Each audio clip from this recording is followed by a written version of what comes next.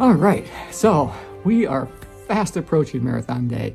It's less than 4 weeks away. I can't believe how quickly the time goes, especially during these training blocks. You think when you start, 16 weeks feels like a long time, right? It's 4 months, but every day just goes a little quicker than the day before, at least for me anyway. So let's just talk about the workout and format that we've got scheduled for today, because it's a fun one. So it's an interval session, and I'm converting it over to my stationary bike. So I'm going to kind of read it off my tablet. So if I'm looking down, I'm not trying to be rude, at least not intentionally anyway. But it's a little bit more to it than just a typical easy run format might be. So now I'm to warm up for 15 minutes, and then I'm going to go at a 10K effort.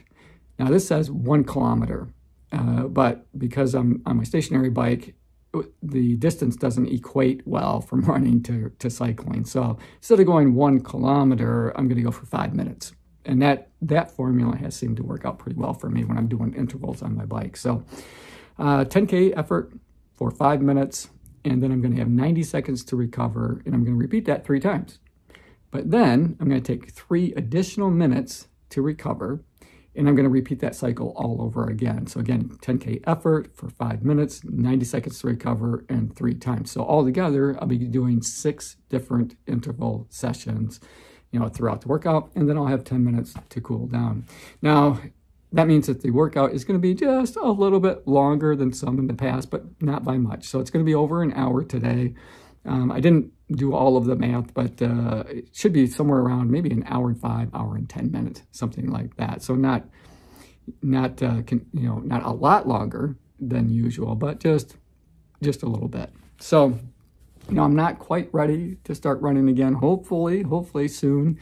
I was doing my one-legged stability exercises this morning for my warm-up routine. And, I'm still feeling it in, my hip and groin area. So what happens is when the muscles contract, right, when I'm in the heart of the workout, it's when they release. So when the workout is over and I release the tension off the muscles and tendons and so on, that's when I feel the pain. And it's, again, up around my hip joint area and around my groin area. And so I know that I'm not ready to lace up my shoes in a traditional manner and go outside and try to get a run in, because if I did that today, still feeling it like I am, it's going to set it back. It will definitely set it back. So my litmus test, I guess, or when I know that when I at least think that I'm ready to start back again, lacing up my shoes and heading out the door, is when I'm releasing that tension off the muscles and I don't feel it any longer. So hopefully that'll be coming up soon. Every day I'm hopeful that after doing that exercise and I release that tension that I'm not going to feel it, but it hasn't happened yet. But it has gotten better. It has gotten a lot better. When I first started out doing those, when I would release that tension, it hurt a lot. I would grab my thigh because it hurt. And those days are behind me right now, so that's a good thing. So it does feel considerably better, but not well enough, I don't think, to start to run just yet. So if I have to take every minute that I have available to me before the start of race day to let it heal and rest up and then cross my fingers and take my chances at the start line, then that's what I'm going to do. Hopefully that won't be the case, and I'll be able to run a little bit beforehand. But I planned to run Boston just for fun, right? I qualified to be there this year, and I'm excited about it, and I don't want to miss out on the opportunity to run it back to back. So I'm going to be there.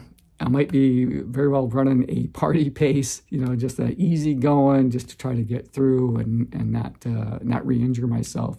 But I still plan to be there on the start of the race day. So looking forward to it, starting to get excited. 4 weeks is going to go by super fast. The last 12 weeks have already flown by, so it won't be long, and Kim and I will be jumping on the plane and headed to Boston. So, all right, guys, time for me to get into this workout. The morning is slipping by already. It's about 11 a.m. already, and normally I've gotten my workout in by now, so I need to get to it. All right, we'll talk more during the workout. So I'm in that 15-minute warm-up phase. Just as I've done in the past when I get more complex intervals to run is I took the time to kind of write down my times. Only this time I included both the start of the interval time and the end of it, because it was getting a little bit complex to remember, you know, that 90 seconds in between each one, and then you got the 3 minutes between the two different sets, and it seemed to be a lot to try to keep track of in my head and focus on trying to put forth a good effort. So, for example, after my 15-minute warm-up, I'm going to run the first interval, which again is going to be for 5 minutes. So it'll be 15 minutes to 20 minutes, minute and a half to recover. Second one will be 21 minutes 30 seconds to 26 minutes 30 seconds, and so on. It's just a way for me to kind of keep track. Otherwise, like I said, it can get really confusing as the workout progresses. And as I went through and did all of that, it came out to 67 minutes in total. So when I was ballparking it and said it was going to be somewhere around an hour and 5 to an hour and 10 minutes, it was pretty much dead set in the middle between those two. So I guess it wasn't too far off.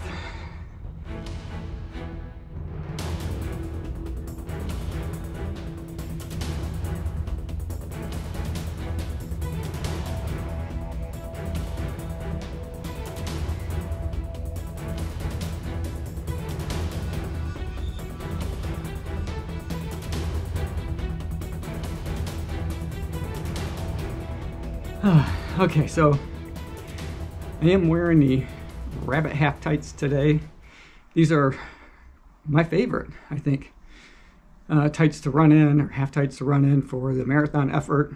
And you know, and it's because of the needs that I have when I'm running, right? So it's got enough pockets to carry my gels and things in, but I also carry a GoPro with me. Now, there's no selfie stick that's attached to it. It's just the GoPro itself. I don't have any windscreens on it. It's a naked GoPro. And I do that by design because I need to be able to, or I like to be able to just slip it in one of the pockets.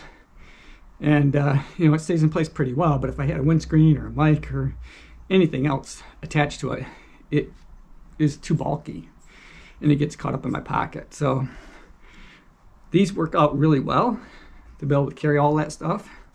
And I don't feel like I'm really weighted down or I'm going to lose it.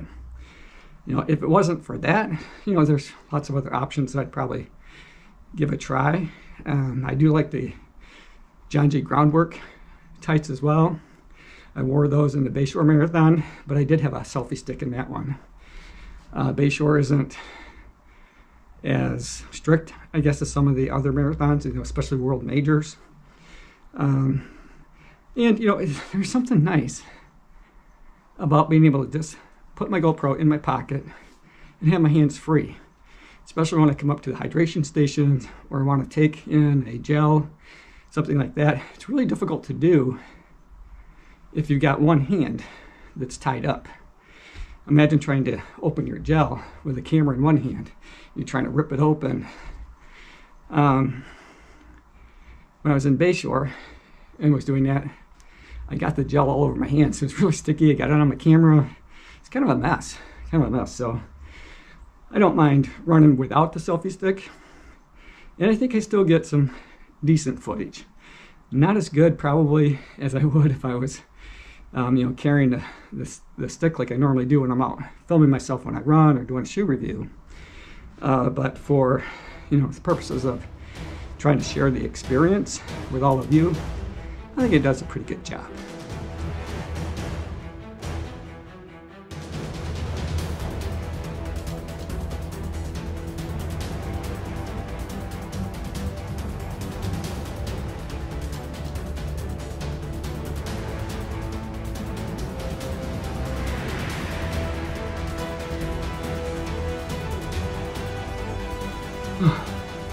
So the first three are done. I'm in between sets. So again, I've got 3 minutes or 3 additional minutes to recover. And I need them. I definitely need them. Oh my goodness.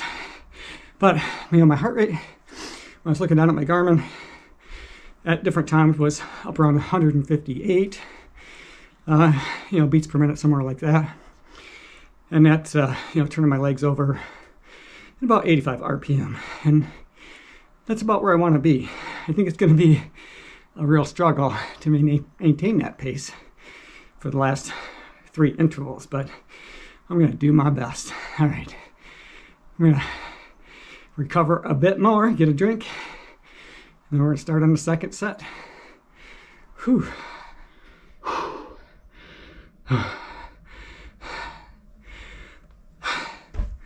Oh boy. Hard to catch my breath after that last one. So all 6 intervals are now complete. Got that minute and a half to recover as recovery time, and then I'll have 10 minutes.